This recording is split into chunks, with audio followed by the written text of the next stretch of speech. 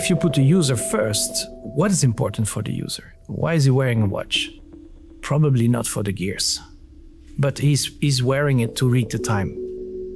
That means that the way you represent the time is actually very important. It's actually the most important part of the watch.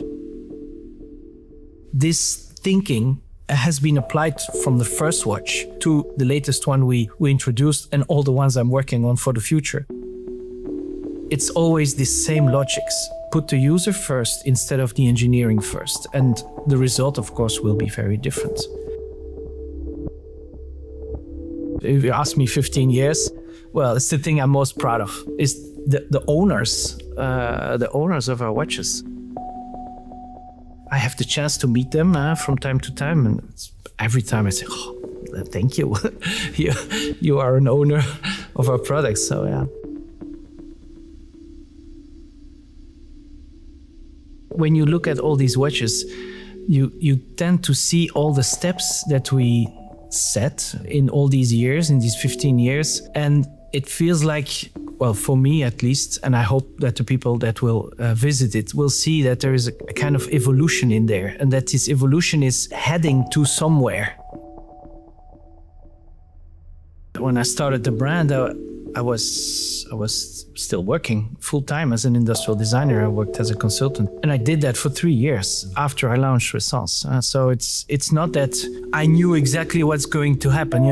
It's easy when you see it now, but 15 years ago, I would never think that I would be here with you today. It's very hard to extrapolate. I just bought a booth at Baselworld. I went there. I was very nervous because I had absolutely no connections to the world of watchmaking at that time. For the record, I'm not Swiss, I'm not a watchmaker. I knew no one in the industry. So I came one day late because I did not even understand there was a press day the first day. So I arrived, the booth, the show was already up and running full speed. And I was like with my suitcase and my poster and one watch. So I was really, really totally an alien in that world. It's like going to your new school. I think it's really a bit the same feeling. I'm an industrial designer. I'm a product guy. I'm not so much a watch guy. I didn't know that this brand was owned by that company, but had this and then all the little stories behind. It was completely another thing, another world for me. And then the first day I had already my colleagues today just popping in and say, what was this? Everyone told me that it was something interesting. Can I see? I remember calling my best friend and say, well, you don't know, it's crazy. It's my competitors wants to help me here. And they all told me, you seem to need some help. Just tell us. If you need suppliers, tell us. So I really took that like it's such a positive energy.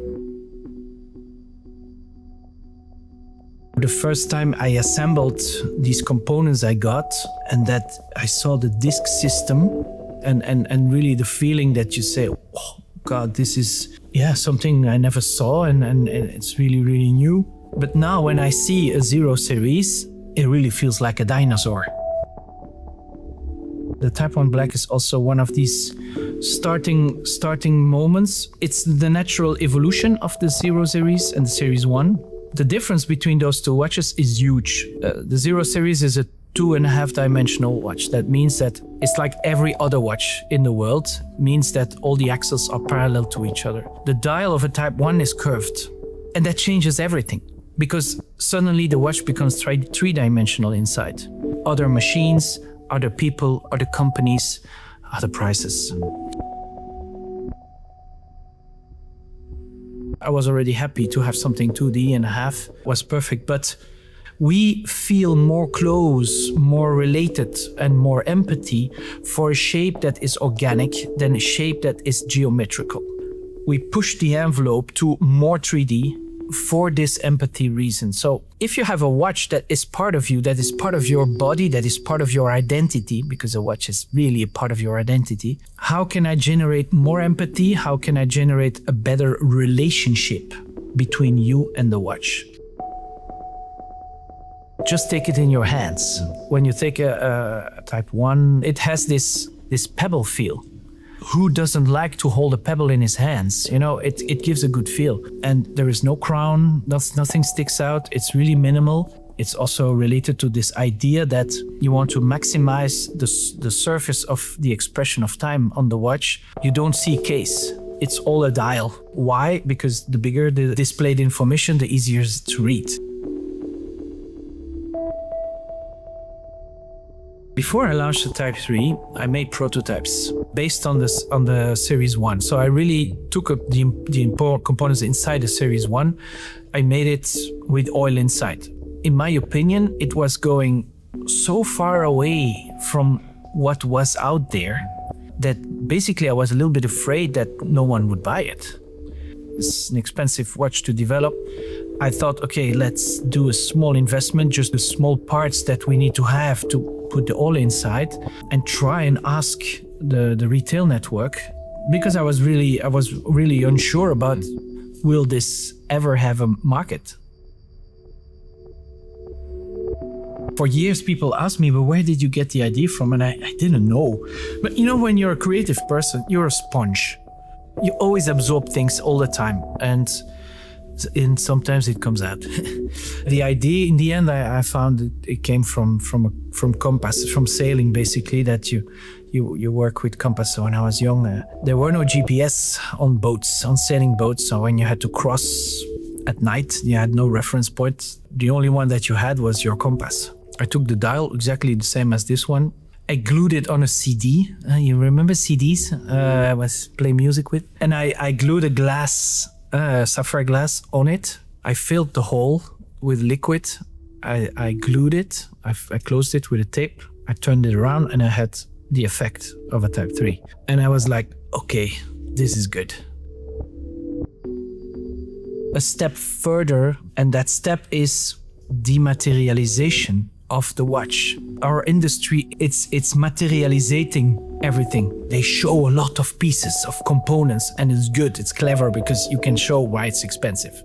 We do exactly the opposite. We try to hide the technicity, we try to hide everything that's complex, and we try to reduce it to something that is actually a screen, a mechanical screen that shows the time, to really make it as simple as possible. And by adding the oil, you eliminate the sense of components. There are no components anymore. You see one thing, but you don't see parts. There is no glass anymore. So it's really a watch, in my opinion, that is reflecting the vision that we have on fine watchmaking in a very, very good way. I want the products to be honest, in a way. So meaning that if I tell you this is a mechanical watch, it should be a mechanical watch. The link between the barrel and the hand that you see should be always there. There should never be an interruption. And that's the case on a Type 2. We automate the crown function only. Crown being you turn the crown. Well, instead of you turning the crown, it's the software and the hardware. Does that mean that your watch is less mechanical? No. The mechanical aspect it's always there. Watchmakers that work at Ressence are generally more open-minded. Otherwise, they don't work at Ressence.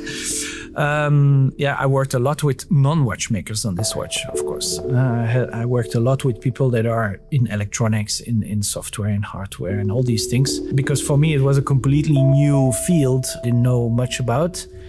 And yes, for me, it was tough cookie. So yes, I had some critical remarks when I launched it. And what we see today is that, our customers are actually very open to the idea to do these type of experiences, if you could call them like that. They're, I think, more open-minded than we sometimes think as an industry. For us, what's next is really to say, let's be more who we are. That's what's next for us. It means that our footprint inside the industry of watchmaking should grow, but also our footprint inside the world of industrial design should grow. We will have products that are at the same time more design and more watchmaking. And that's what I say, when you see the exhibition that you have, you see that here we didn't know so well who we were. We were a bit watchmaker, and I'm not so sure. You see black, gray. When you look at the exposition, you'll see that the newer models, they have brighter colors. They go further. They don't have this complex that you can have as a designer and say, how am I going to fit? How am I going to blend in? Sometimes I think, are we a watch company that is making design watches, or are we a design company making high-end watches? 10 years ago, I would have answered the first one. Now I would answer the second one. And that means that there is a shift inside who we are as an organization that liberates us. We believe, we very often say that the future holds more than the past, that there's more, the best is yet to come.